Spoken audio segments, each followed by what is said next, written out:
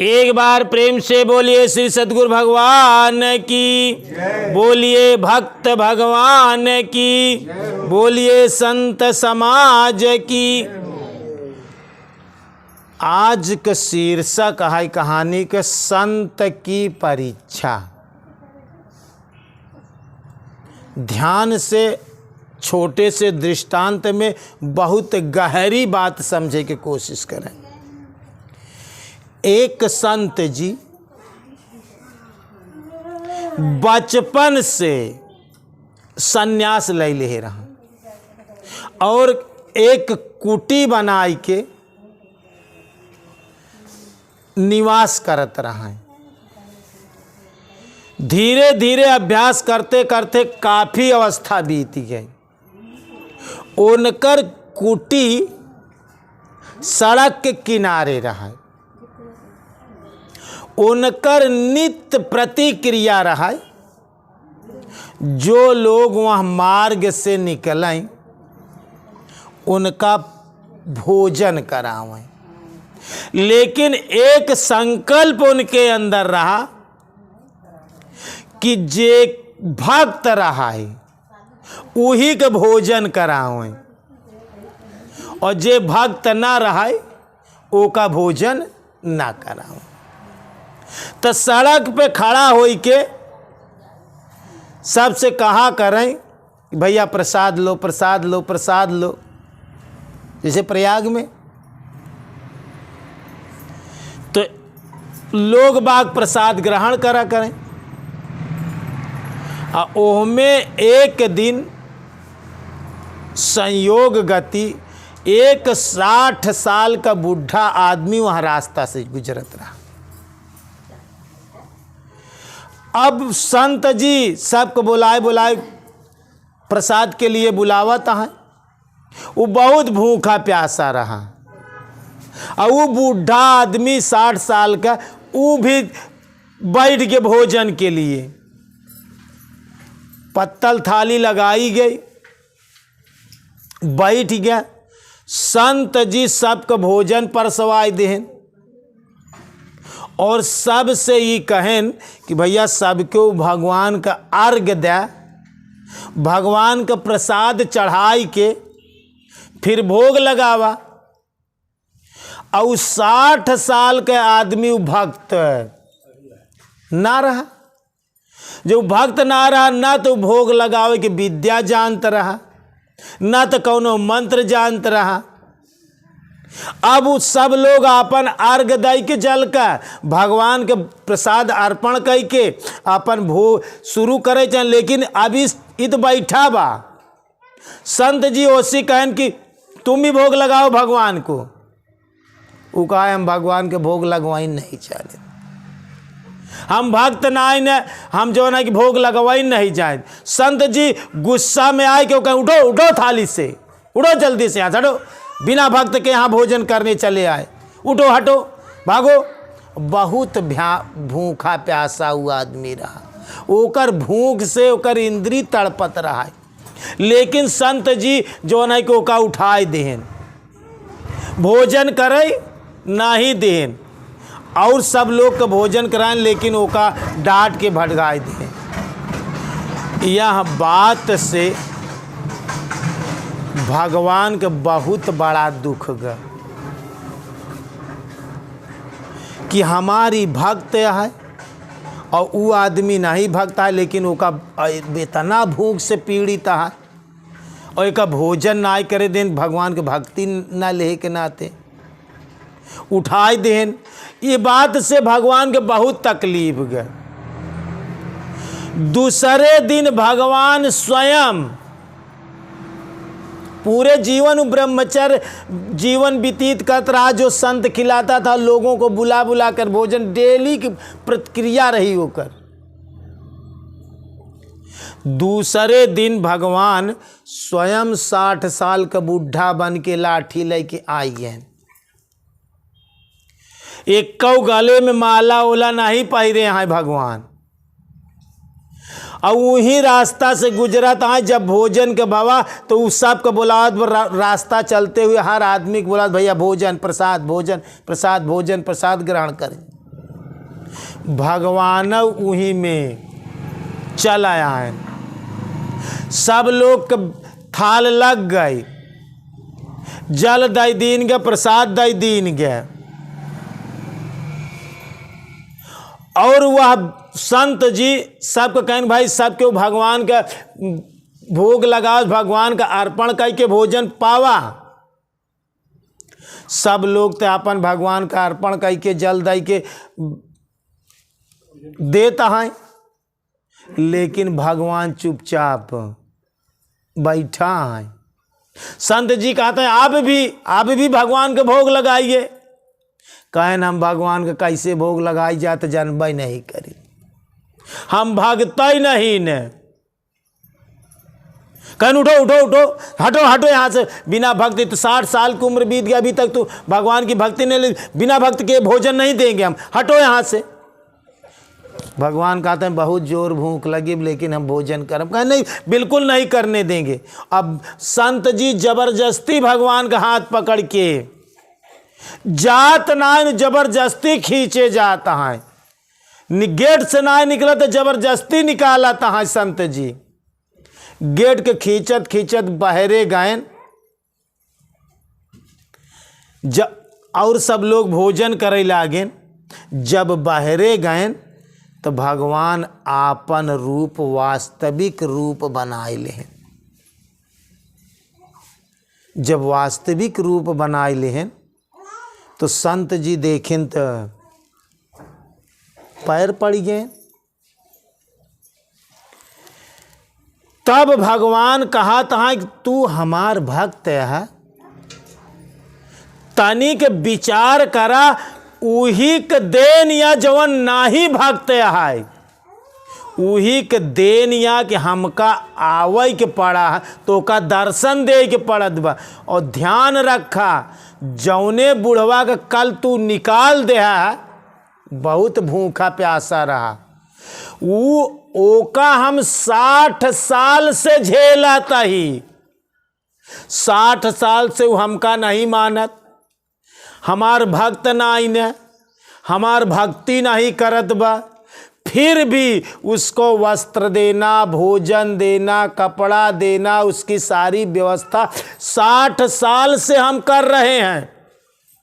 वो हमको नहीं मानता है, नहीं जानता है, यहाँ तक कि वो हमको गाली भी दे देता है। जो लोग भक्त नहीं गाली भी दे देते हैं, लेकिन 60 साल से उसको भोजन पानी सारी चीजें हम दे रहे हैं, हम झेल रहे हैं, और तुम एक दिन भी नहीं झेल पाए। हम 60 साल से झेल रहे हैं, बिना कुछ किए, बिना हमारी भक्ति किए हम उसे 60 साल से भोजन पानी दे रहे हैं, वस्त्र दे रहे हैं, और आप एक दिन भी नहीं भोजन दे रहे हैं। तो फिर तुम भक्त किस बात के? वो जो नहीं भक्त है उसकी देन है कि हम आपको दर्शन कर, आपकी तपस्या की देन से मैं आपको दर्शन देने नहीं आया, उसकी देन है। मैं आपको समझाने के लिए आया हूं कि जिसको हम 60 वर्ष से झेल रहे हैं, आप एक दिन भी नहीं झेल सके। तो कहानी कहाई के तात्पर्य या कि भगवान की बनाई पूरी सृष्टि में हर जीव, हर जंतु, हर मनुष्य, 84 लाख प्रकार की जितनी योनियां सब ईश्वर के हैं। यदि आप भक्त हैं तो ईश्वर के जितने जीव जंतु प्राणी हैं, यदि वो भगवान के हैं और तू भगवान के तो ओका माना कि ये हमार भगवान के हमारे हैं, तो ये हमारे हैं। हम तो राम जी के राम जी हमारे हैं। जब राम जी हमार हो गए तो उनकी पूरी सृष्टि वो सब हमारे हैं। जो तुमको गाली देता है वो भी तुम्हारा है। अच्छा, वो आदमी भगवान के यहाँ कि ना आया? जौन तो सी झगड़ा करत, लड़ाई करत, दंगा करत, फसाद करत, गाली देत, वो भगवान के यहाँ कि ना आए? आ तू भगवान के यहाँ कि ना आए? तो वो आदमी तोहार यहाँ कि ना आया? ध्यान से समझा, जीवन जिए कि बस दू तरीका यहाँ है। एक तो तरीका या संसार में कि हमारा कुछ भी नहीं है, यह तरह से जीवन जी जा सकत है कि हमारे धरती पे कुछ नहीं, मैं नहीं, मेरा नहीं, यह तन किसी का है दिया, और जो भी अपने पास है वह धन किसी का है दिया। दो रास्ता में एक रास्ता चुन ली है। कबीर साहब एक रास्ता तो यही बताएं कि जब मैं था तब हरि नहीं, अब हरि हैं हम नहीं, और सब अंधियारा मिट गया दीपक देखत माय। एक रास्ता ही है कि हमार कुछ नाई ने, यह तरह से जीवन जीवे तब पर भी आप परमात्मा तक पहुंच जाएंगे। या तो एक तरीका या सब कुछ भगवान के या, हमहू भगवान के ही, पूरी सृष्टि भगवान के या, तो सब के साथ हम भगवान का मान के कि भगवान के सारे जन, सारे जीव जन सब भगवान का हैं तो ये हमारे हैं। सारी वस्तु भगवान के या तो ही हमारे या। एका मान के जीवन जिया तो आप किसी के साथ गलत व्यवहार नहीं करेंगे, किसी के साथ अन्याय अत्याचार नहीं करेंगे। जब आप मानेंगे कि भगवान हमारे हैं, अब भगवान के ही जाने ये भी तो हमारा है। जवन चीज भगवान को, जैसे एक लड़की जब नैहर से ससुरे में विदा होता, जब वो ससुरे जाता ओकरे पति के जितनी संपत्ति होता, जब ओकर पति ओकर हो गए तो पति की सारी संपत्ति का वो लड़की माना था कि अब सारी संपत्ति हमारे यहाँ। ओकरे पति के सारा घर दुआर खेत बाड़ी जितनी संपत्ति है वो सब पति के यहाँ तो वो हमारे यहाँ। उसी प्रकार से जब परमात्मा की सारी संपत्ति आटे तो वो सब हमारा। परमात्मा के सारे जीव जंतु कोढ़ी कलिंदर दुष्ट चंडाल जितने भी इंसान हैं, जितने भी जीव प्राणी हैं, यदि वह ईश्वर के हैं, ईश्वर उनको बनाया है, ईश्वर उनके साथ झेल रहा है, तो हमें भी उनके साथ झेलना चाहिए। यह भावनाएं रखोगे तब आप भक्ति में पारंगत हो जाएंगे। दोनों मार्ग आप अपने स्वभाव के आधार पर समझ लीजिए, हमारा स्वभाव किस प्रकार का है, या तो फिर हमारा कुछ भी नहीं है। इस सरल मार्ग है, एमे झेले के कम बा, या सब कुछ हमारा है, पूरी दुनिया पूरा विश्व हमारा। जब पूरा विश्व भगवान के है तो पूरा विश्व हमारा है। देश विदेश भगवान के है तो देश विदेश हमारा है। खाली भारत नहीं, अमेरिका रूस पाकिस्तान इंडिया जितना देश है, थाईलैंड जावा जापान अमेरिका सब कुछ मेरा है। जो सब कुछ हमारे भगवान का है। केवल हिंदू ना है, हिंदू मुसलमान सिख ईसाई जैन जितने लोग हैं सब भगवान के हैं, तो सब हमारे हैं। इस तरह से व्यवहार जो जानिए वह व्यवहार में भी उतारें। कोई आदमी अन्याय करता है, गलतियां करता है, मांस मदिरा खाता, तो वो भी भगवान का तो आदमी है, तो उससे हम घृणा क्यों करें? पाप से घृणा करो लेकिन पापी से कभी नहीं। उसको अपना मान के जीवन जिएंगे तब परमात्मा तुम्हारे ऊपर पूरी तरह से खुश रहेगी। हाथी हो, कुत्ता हो, चंडाल हो, कोई भी जीव जंतु हो, सब हमारे हैं। यदि हमारे प्रभु के हैं तो सब हमारे। इस तरह से भावनाएं तुम्हारे अंदर होनी चाहिए, तब आप भगवान के अतिशय प्रिय भक्त बनेंगे। कैसे भक्त बनी? तब भगवान आपका अतिशय प्रिय बने। भगवान के हर वस्तु, भगवान के हर जन सब मेरे हैं। इस भावना से अगर जीवन जिएंगे, हमको तो सबसे अच्छा यही बात लगती है, हमारा कुछ नहीं है, सिर्फ हमारे भगवान हैं। इस भावना से जीवन जीना आसान है दोस्तों, कि मैं नहीं, मेरा नहीं, हमारा कुछ भी नहीं है।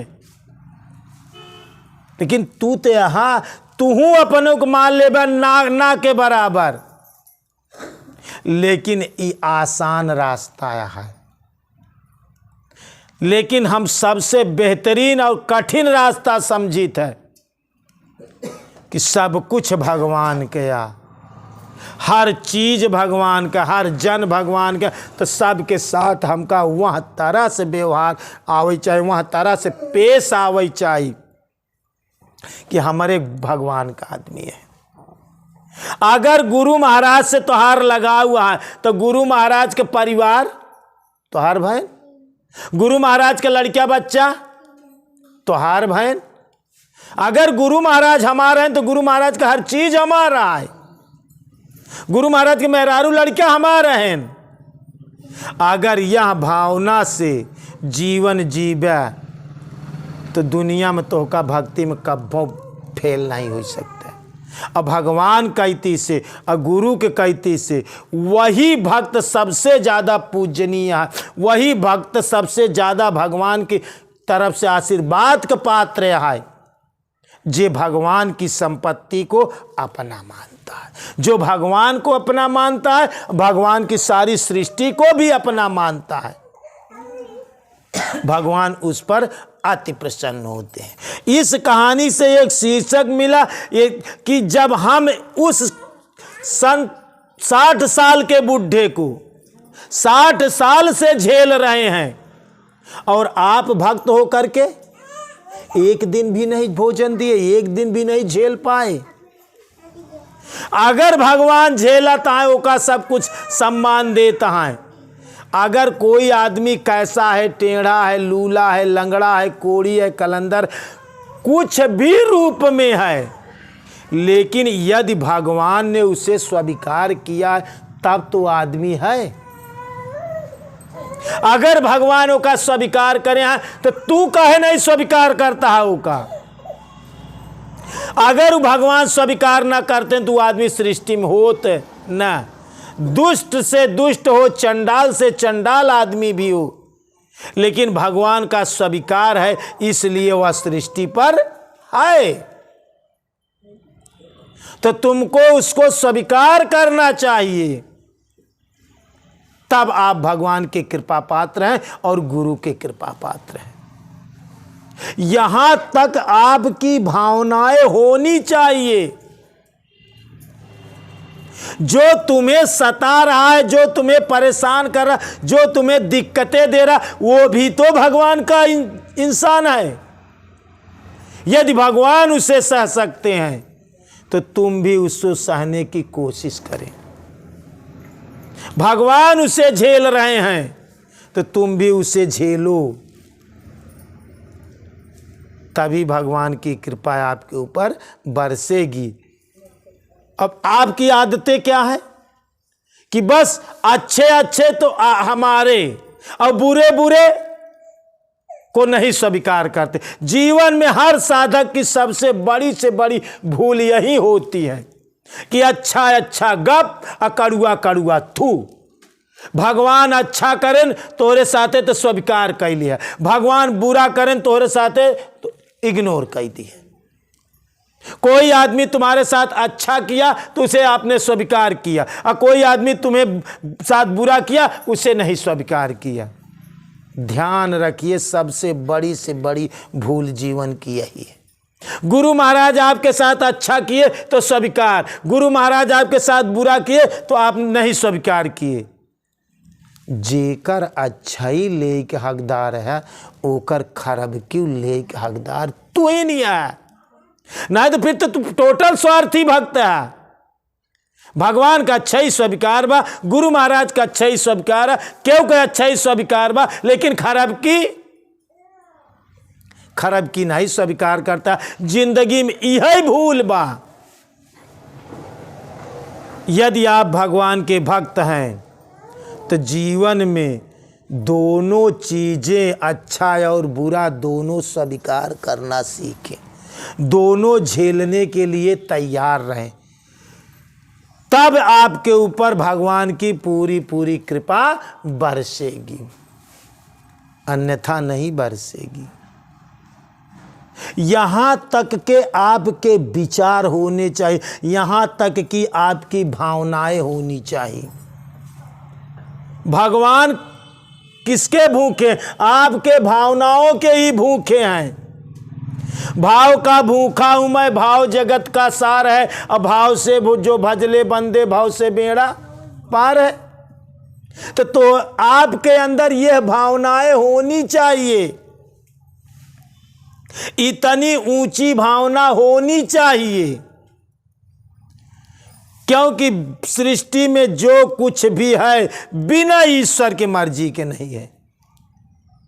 ईश्वर उसे बनाया है, ईश्वर उसे रखा है, चाहे वो शैतान ही क्यों ना हो। क्या शैतान को ईश्वर ने नहीं बनाया है? ईश्वर यदि शैतान को स्वीकार किया है तब ना शैतान है।